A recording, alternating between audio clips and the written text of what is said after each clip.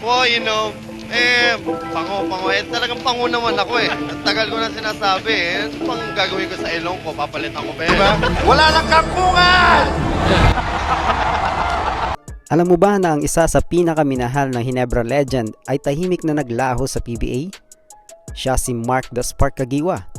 Pero nasa na ba ngayon si The Spark? Yan ang ating aalamin mga paps, pero bago ang lahat, please like the video and subscribe para updated ka sa mga upcoming videos natin. Huwag na natin patagalin to. Tara, let's go! Halos 2 dekada naglaro sa PBA si Mark The Spark at pinatunayan sa ating lahat na isa siya sa mga haligi ng Never Say Die spirit ng Barangay Hinebra. Mark Kagiwa is a scoring machine, PBA MVP, multiple All-Star, kasama sa PBA 50 Greatest Players at isa sa iilang nakaabot ng 10,000 career points. With that being said, bakit wala man lang tayo narinig na farewell man lang o retirement ceremony? Noong 2022 ay kinumpirma ni Coach Tim Cone na tahimik lang na nagretiro si Mark The Spark. Walang farewell game, walang press conference. Gusto niya lang daw ay ang simple at low-key na exit.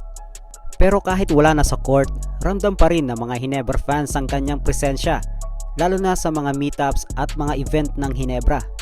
Pero kamusta na nga ba si Mark The Spark? Sa ngayon, inuuna niya ang personal life. Mas tahimik, mas simple.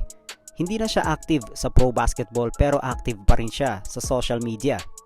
Paminsan-minsan, nagpo-post ng masaya, chill, at family-centered na buhay. At kahit retired na si Mark The Spark, marami pa ring batang atleta ang humuhugot ng inspirasyon sa kanya. Higit sa stats, nakilala siya bilang player na may puso, loyalty, at never say die attitude.